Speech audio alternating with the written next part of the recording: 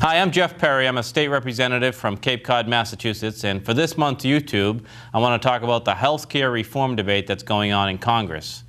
You know, back in 2006, when Massachusetts had the health care quote-unquote reform bill passed, I was one of only 2 legislators to say no and vote against it.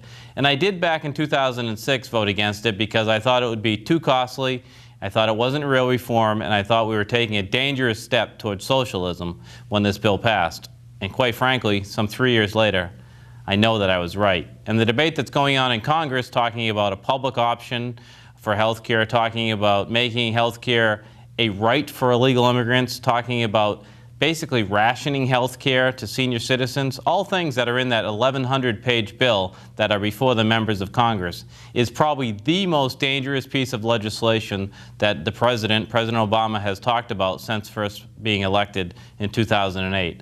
I'm very happy to see citizens all over across this great country rising up and attending the town hall meetings and telling their members of Congress that they want their health care that they have. They enjoy having quality health care here in the United States, but we must address costs.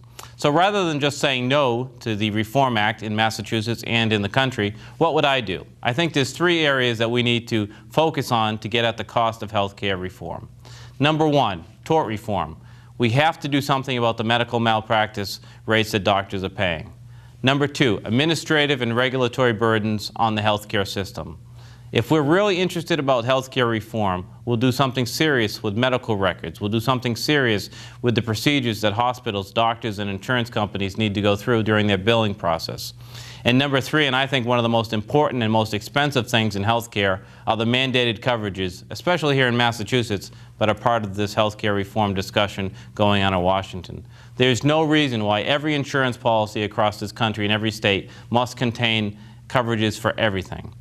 What Congress, I think, is trying to do is take a step towards single-payer health care, towards universal health care, towards socialism.